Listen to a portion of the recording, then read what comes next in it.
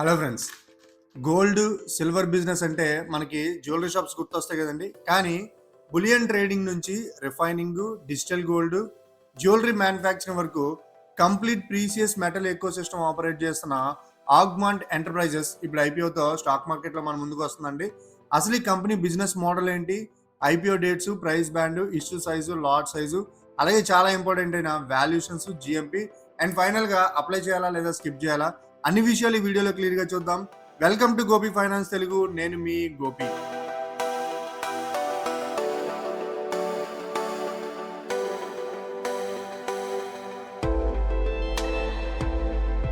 ముందుగా ఒక చిన్న డిస్క్లైమర్ అండి. ఈ video education and information purpose మాత్రమే. అప్లై చేయమని లేదా స్కిప్ చేయమని అడ్వైజరీ అయితే కాదు. ఫస్ట్ ఆఫ్ ఆల్ ఈ ఐపీఓ మెయిన్ డీటెయిల్స్ మనం చెక్ చేసుకున్నట్లయితే ఈ ఐపీఓ మనకి ఆగస్ట్ 21 ఫ్రైడే ఓపెన్ అయ్యి ఆగస్ట్ 25 ట్యూస్డే మనకి క్లోజ్ అవ్వడం అనేది జరుగుతుందండి. అలాగే 26 ఆగస్ట్ మనకి అలాట్మెంట్ డేట్ ఇచ్చారు. లిస్టింగ్ డేట్ 31 ఆగస్ట్ మండే అయితే ఎక్స్పెక్టెడ్ ఇచ్చారు. ఎస్, మనం అదే ఎక్స్పెక్ట్ చేయొచ్చు. ఇవి బోత్ బీఎస్సీ అండ్ ఎన్ఎస్సి రెండిట్లో కూడా లిస్ట్ అవడం అనేది జరుగుతుంది.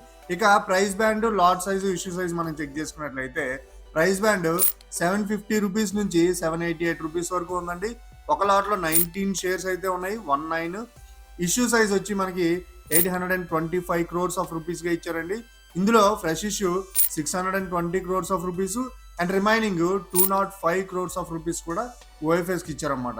ఇక రిజర్వేషన్ కోట మనం చెక్ చేసుకున్నట్లయితే ఇది అన్ని ఐపీఓ లాగానే సేమ్. క్యూఐబికి 50%, ఎన్ఐఏ ఆర్ హెచ్ఎన్ఐకి 15%, అలాగే మనలాంటి రిటైలర్స్ అందరికీ కూడా 35% అయితే ఇచ్చారండి. అండ్ ఇంకో ఇంపార్టెంట్ పాయింట్ ఏంటంటే ఇందులో ఎంప్లాయీస్ కోసం 4 crores వరకు రిజర్వేషన్ ఉందండి. సో ఇందులో వర్క్ చేసే ఎంప్లాయీస్ ఎవరైతే ఉన్నారో వాళ్ళకి ఇంకా డిస్కౌంట్ వచ్చే ఛాన్సెస్ ఉన్నాయన్నమాట. ఇప్పుడు కంపెనీ బిజినెస్ మోడల్ మనం చెక్ చేసుకున్నట్లయితే ఆగ్మాంట్ ఎంటర్ప్రైజెస్ ఒక integrated gold and silver platform అండి.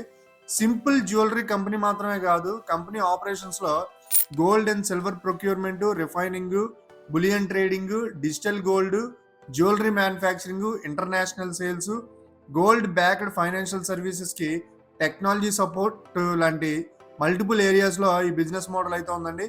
మార్చ్ 2026 నాటికి కంపెనీ ప్రెజెన్స్ 24 స్టేట్స్లో ఉందని ఆర్హెచ్బి అయితే చెప్తుంది.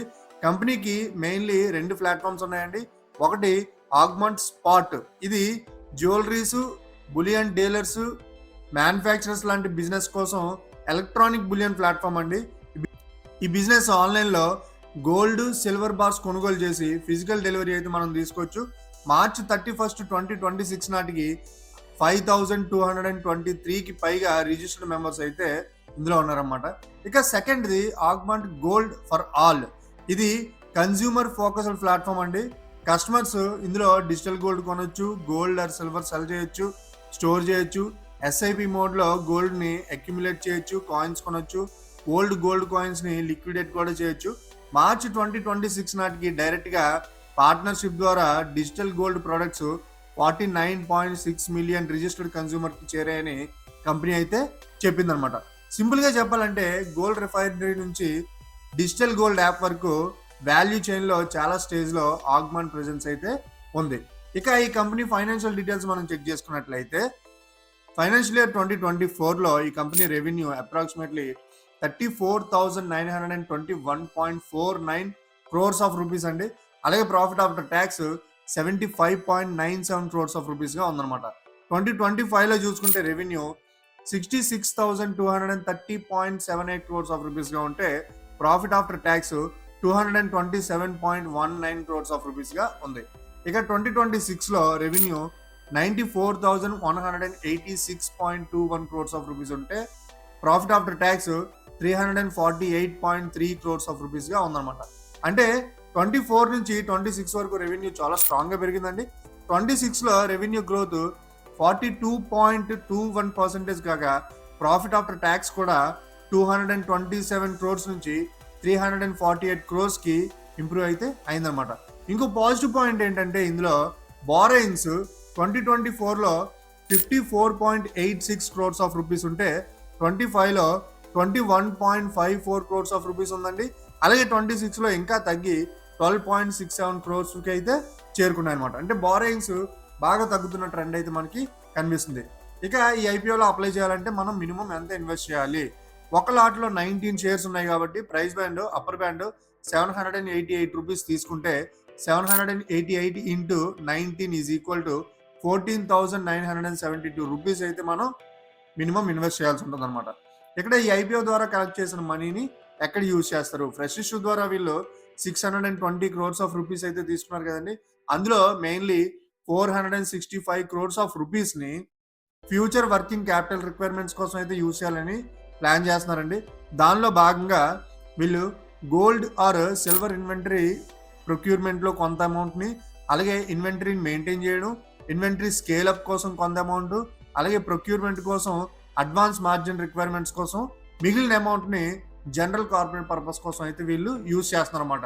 అంటే ఐపీఓ మనీలో major focus working capital expansion మీద అయితే ఉందని మనం మాట్లాడుకోవచ్చు. ఇప్పుడు చాలా ఇంపార్టెంట్ అయిన వాల్యుయేషన్ మ్యాట్రిక్స్ మనం మాట్లాడుకున్నట్లయితే ఫైనాన్షియల్ ఇయర్ 2026 ఈపీఎస్ 40.45 రూపీస్గా ఉందండి. సో అప్పర్ బ్యాండ్ ₹788 తీసుకుంటే పిఈ అప్రాక్సిమేట్లీ 19.48 టైమ్స్ అయితే ఉందన్నమాట.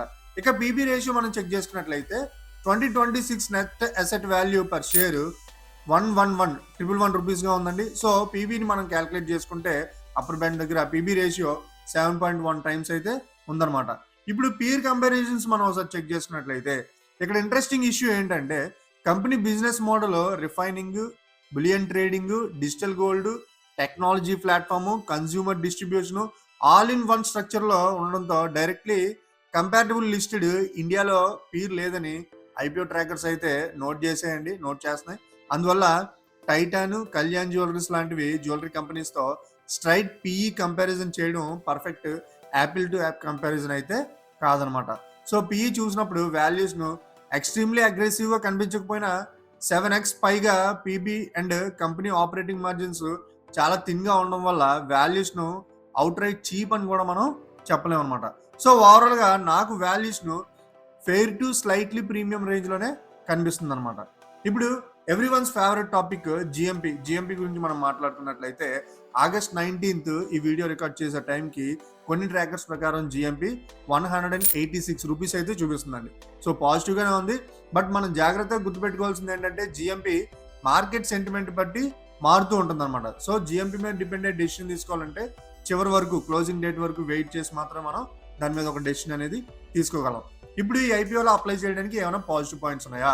ఎస్, కొన్ని పాజిటివ్ పాయింట్స్ అయితే ఉన్నాయండి. ఏంటంటే ఫైనాన్షియల్ ఇయర్ 2024 నుండి 26 వరకు రెవెన్యూ అయితే స్ట్రాంగ్ గ్రోత్ చూపించింది. Profit after tax 75.97 crores of rupees నుంచి 348.3 crores వరకు అయితే పెరిగిందండి. బారోయింగ్స్ 54.86 crores నుంచి 12.67 crores వరకు అయితే మనకి తగ్గాయి అనమాట. Gold refining, bullion, digital gold, jewellery ఇలా మల్టిపుల్ పార్ట్స్ ఆఫ్ వాల్యూ చైన్లో మనకి ఇంటిగ్రేటెడ్ ప్రెజెన్స్ అయితే ఉందండి. ఫ్రెష్ ఇష్యూలో major portion business working capital కోసం అయితే యూజ్ చేస్తున్నారు. అలాగే కరెంట్ జిఎంపీ కొంచెం సెంటిమెంట్ అయితే పాజిటివ్గా కనిపిస్తుంది అనమాట. ఇక ఈ ఐపీఓలో అప్లై చేయకపోవడానికి ఏమైనా నెగిటివ్ ఫ్యాక్టర్స్ ఉన్నాయా? ఎస్, కొన్ని రిస్క్ ఫ్యాక్టర్స్ కూడా ఉన్నాయండి. ఏంటంటే అది ప్రాఫిట్ మార్జిన్స్ చాలా థిన్గా ఉన్నాయి. 2026లో ప్రాఫిట్ మార్జిన్ అరౌండ్ 0.37% మాత్రమే ఉంది. అలాగే గోల్డ్ అండ్ సిల్వర్ ప్రైజెస్లో వాలటిలిటీ డిమాండ్ అయితే ఉంటుందండి. ఇన్వెంటరీ వాల్యుయేషన్స్, క్యాష్ ఫ్లోస్ మీద ఇంపాక్ట్ అయితే చూపించవచ్చు. 2026లో టాప్ 10 కస్టమర్స్ అలోన్ అరౌండ్ 52.09%గా ఉంది. సో రెవెన్యూ కాంట్రిబ్యూట్ చేశారు కాబట్టి వాళ్ళు కస్టమర్ కన్సంట్రేషన్ రిస్క్ కూడా మనకి ఇందులో ఉందని మాట్లాడుకోవచ్చు. వర్కింగ్ క్యాపిటల్ రిక్వైర్మెంట్ అయితే హై ఉందండి. అందుకే ఐపీఓ ప్రొసీడ్స్లో 465 crores వర్కింగ్ క్యాపిటల్కే వెళ్ళిపోతుంది అనమాట. 2026లో operating cash flow -42.16 crores approximately ఉంది. ప్రీవియస్ ఇయర్స్ అయితే పాజిటివ్గానే ఉన్నాయి. ఈ పాయింట్ని మనం ఇన్వెస్టర్స్గా మానిటరింగ్ చేయాలన్నమాట. అలాగే ఫైనల్గా పీబీ వాల్యూస్ని అరౌండ్ 7.1x ఉండడం చీప్ వాల్యూ అని చెప్పడానికి అవకాశాన్ని అయితే కొంచెం తగ్గిస్తుందని మనం చెప్పుకోవాలి. ఇక ఫైనల్గా అప్లై చేయాలా లేదా స్కిప్ చేయాలా? కరెంట్ లిస్టింగ్ గెయిన్స్ కోసం చూస్తున్నట్లయితే కరెంట్ జిఎంపీ సెంటిమెంట్ అయితే పాజిటివ్గానే ఉందండి. కానీ డిఫరెంట్ జిఎంపీ ట్రాకర్స్లో డిఫరెంట్గా జిఎంపీ నెంబర్స్ అయితే ఉన్నాయి. సో జిఎంపీ మీద డిపెండ్ అయ్యేటప్పుడు మనం లాస్ట్ వరకు చూసి మాత్రమే ఒక డెసిషన్ అనేది తీసుకోవాలి. ఒకవేళ లాంగ్ టర్మ్ యాంగిల్ చూస్తే బిజినెస్ మోడల్ అయితే ఇంట్రెస్టింగ్ గా ఉందండి. Gold and silver eco system లో ఇంటిగ్రేటెడ్ ప్రెజెన్స్ అయితే ఉంది. రెవెన్యూ ప్రాఫిట్స్ అయితే స్ట్రాంగ్ గా గ్రో అయ్యాయి. డెప్ట్ కూడా తగ్గుతున్న ట్రెండ్ లో ఉంది. కానీ అదే టైంలో ప్రాఫిట్ మార్జిన్స్ కొంచెం థిన్ గా ఉన్నాయి. వర్కింగ్ క్యాపిటల్ ఇంటెన్సివ్ బిజినెస్ ఇది. Gold and silver price volatility risk అయితే ఉంటుంది. కస్టమర్ కన్సంట్రేషన్ రిస్క్ కూడా ఉంది. వాల్యుయేషన్ కంప్లీట్లీ చీప్ అయితే కాదు. సో ఇవి ఈ కాషన్ పాయింట్స్ అయితే ఉన్నాయండి. ఇప్పుడు మన Gopi finance Telugu channel rating చూద్దామండి. ఇందులో మనం చూడాల్సినవి బిజినెస్ మోడల్ 4/5 అయితే మన ఛానల్ ఇస్తుందండి. అలాగే financial growth 4/5, profitability and margins 3/5, valuations 3/5. Overall గా గోపి ఫైనాన్స్ తెలుగు రేటింగ్ 3.5/5 అండి. ఇది కేవలం ఛానల్ వ్యక్తిగతం మాత్రమే. సో ఇలా మీ రిస్క్ యాప్టిట్యూడ్ బట్టి అన్ని డీటెయిల్స్ చెక్ చేసుకొని ఈ ఐపీఓలో అప్లై చేయాలా లేదా స్కిప్ చేయాలా అని ఒక స్మార్ట్ డెసిషన్ అయితే తీసుకోండి. ఇందుకు మీరు అప్లై చేస్తున్నారు లేదో సరదాగా మనతో కామెంట్లో పంచుకోండి. అలాగే ఈ వీడియో కనుక మీకు నచ్చినట్లయితే లైక్ చేయండి, షేర్ చేయండి. And don't forget to subscribe Gopi finance Telugu.